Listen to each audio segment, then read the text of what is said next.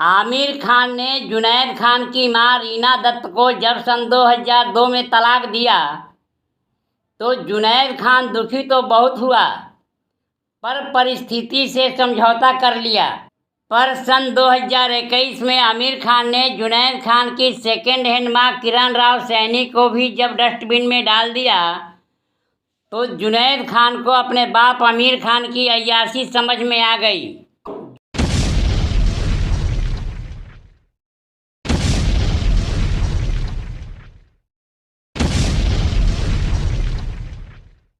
जुनैद खान को समझ में आ गई कि उस घर में उसकी और उस घर के शेष सदस्यों की औकात बस उतनी ही है जितनी उस सिक्के की होती है जो दोनों ही तरफ से खोटा होता है। तलाक, तलाक, तलाक।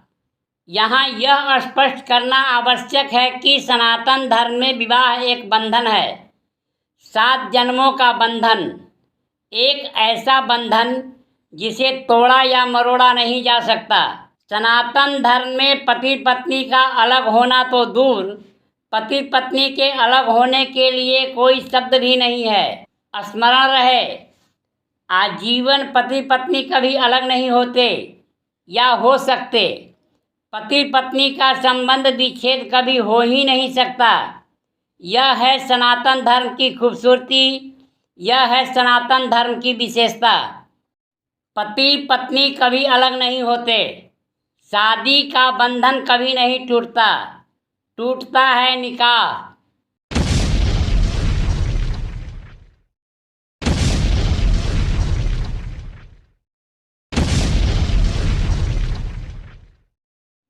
तलाक होता है मियाँ और बीवी में, शौहर और बेगम में।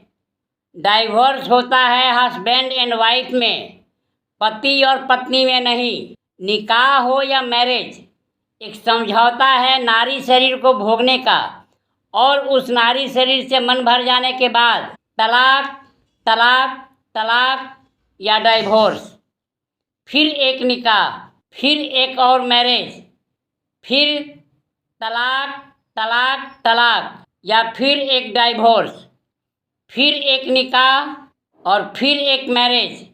यह क्रम तब तक चलता रहता है जब तक खुद अल्लाह को प्यारे नहीं हो जाते, इस उम्मीद में कि वहाँ भी 72 हूरें इनका इंतज़ार कर रही है।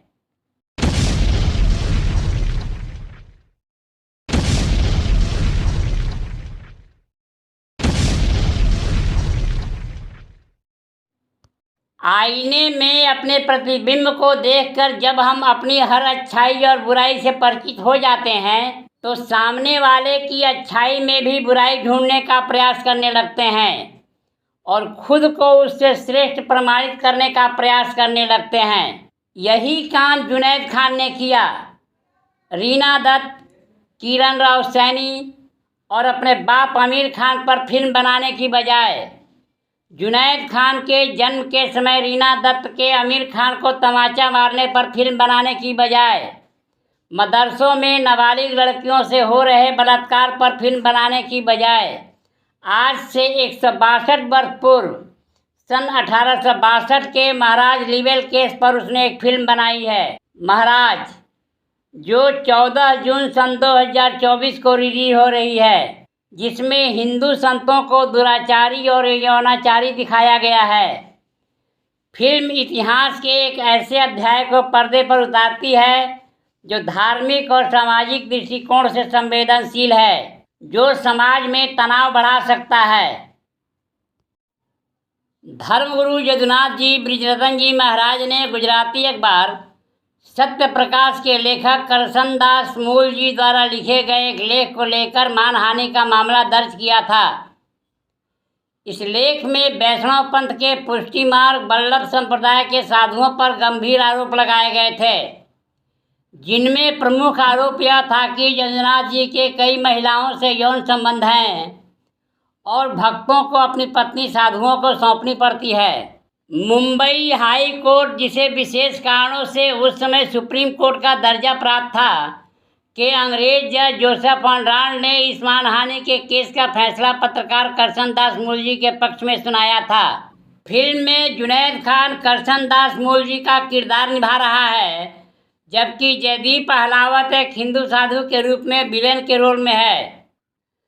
फिल्म महाराज को लेकर कई हिंदू संगठनों ने केंद्र सरकार के समक्ष आपत्ति दर्ज की है। केंद्र सरकार से फिल्म पर प्रतिबंध लगाने की मांग की है।